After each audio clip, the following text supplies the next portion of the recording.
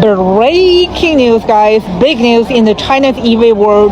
Xiaomi is recalling over 116,000 cars of its first electric model, the SU7, this morning.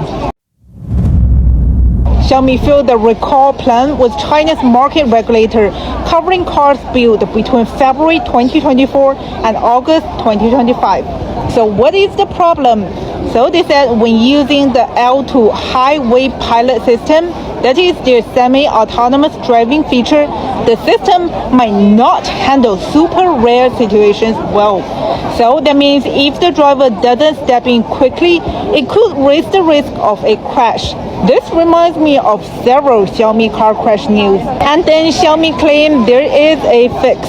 Xiaomi claimed they will push a free software update over the air to all affected cars, so you don't need to visit the dealership. But after all of this, can we still trust Xiaomi cars anymore? Tell me in the comments. Well, I see this as Xiaomi's second move against Apple. The first one was building electric cars while Apple can't. Now Xiaomi is skipping the entire 16th generation and going straight to 17, right after Apple launched the 17 series. These three models, 17, 17 Pro and 17 Pro Max, all set to compete with Apple's lineup head-on.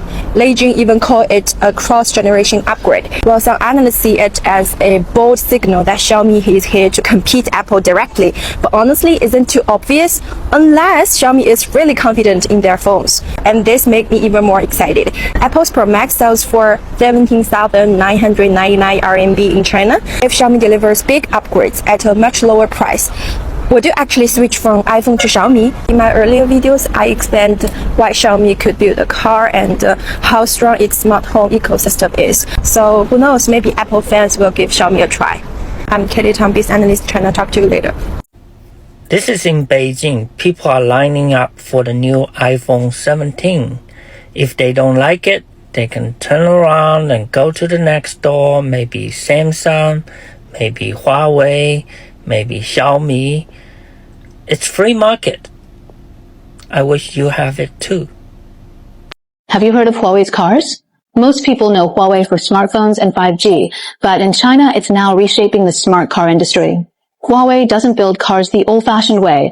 It brings cutting-edge technology to traditional automakers. Its Harmony OS smart cockpit, advanced driver assistance systems, LiDAR sensors, and electric drive units are powering a new generation of Chinese vehicles. Models like the AITO Wenjie series and Avatar showcase seamless integration of software, hardware, and cloud services. Huawei's intelligent driving technology and China's manufacturing are already at the forefront of the world. From smartphones to smart cars, Chinese innovation is everywhere. There's a piece of made in China in almost every home. This is more than just a car story. It's a window into how made in China has evolved, from low-cost production to high-tech, world-class engineering and design. The same supply chains and R&D winking and laughing networks that create these smart vehicles are also driving breakthroughs in AI, green energy, and advanced manufacturing. If you're thinking about sourcing from China, exploring partnerships, or investing in this fast-growing ecosystem, now is the time. I'm Yvonne, your trusted partner on the ground in China. Message me before you come to the Canton Fair or plan your visit, and let's turn this wave of innovation into real opportunities for your business. 4 reasons Europe is choosing BYD over Tesla. 14 years ago, Elon Musk said he didn't even see BYD as competition. Fast forward, BYD has now overtaken Tesla in Europe. In July, Tesla sold just 6,600 cars in the EU, down 40% year-on-year, while BYD sold 9,700, up more than 200%. Why is BYD beating Tesla in Europe? Today, let's break down BYD. First is competitive pricing. BYD's biggest weapon is affordability. Its cars often cost thousands of less than Tesla's. The BYD Dolphin Surf is about 20,000 euros, basically the price of a petrol car. And because BYD makes its own batteries and controls its supply chain, it can stay cheap and profitable. Second is smart targeting. BYD focuses on markets like the EU, Spain, and Italy, where demand for cheaper EVs is higher. The UK without EU-style tariffs is now BYD's biggest target. Even with a 70.4% tariff in the EU, sales are still growing, proof of strong pricing power. And third is a wider lineup.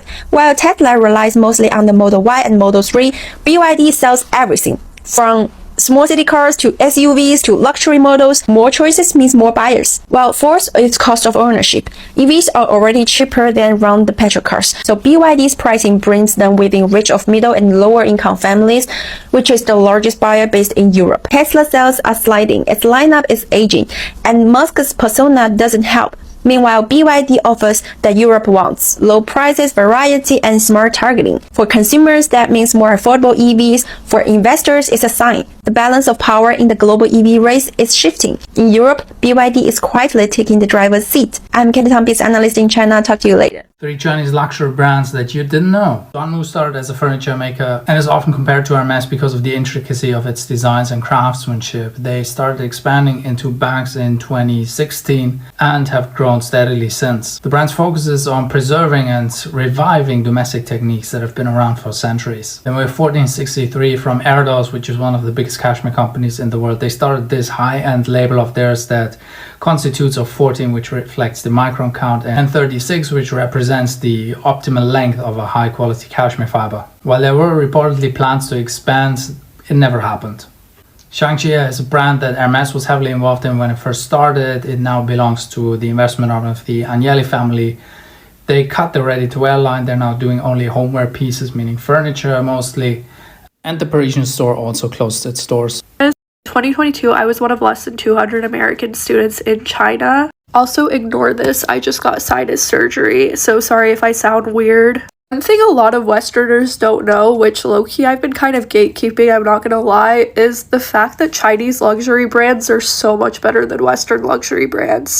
And they're significantly cheaper. One of my first culture shocks when I moved to China is the fact that Chinese girls have the best fashion out of any country I visited. I visited so many countries, like I've been to 40 countries. And to this day, I don't think there's a single country I've been to where the girls have a better fashion sense than the girls in China do. And part of that has to do with the fact that they have access to literally the highest quality clothes ever. Even if you don't spend that much money, you can get such high quality stuff there. Also, in some ways, China definitely does influence the fashion that we have here in the US. Like, I would see a lot of things that were trendy in China way before they were trendy in the US, and I noticed kind of a pattern with that. If you think your Lululemon is nice, if you think your Zara is nice, you have not seen the local Chinese brands whatsoever. They outperform the Western brands significantly. Let me just demonstrate what I'm talking about here. So I bought these luxury shoes. Oh my god, they are genuinely some of the most beautiful shoes I've ever seen. Look at the little dust bag they come in. This is like a Chinese luxury brand. Genuinely the most beautiful shoes ever. You guys are gonna be so shocked when you see this. I had to buy them the minute I saw them because look at how beautiful. Oh my goodness. Oh my god. And these were like $300, which was so cheap for these. These compared to these Miu Miu heels, which were $1,000, which look at the bottom. Like, this is not worth $1,000. I'm so sorry. The quality is not all that. Like, it already has so many scuffs all over it, and the material it literally just feels like plastic. I'm so sorry. This is silk. This is made out of silk.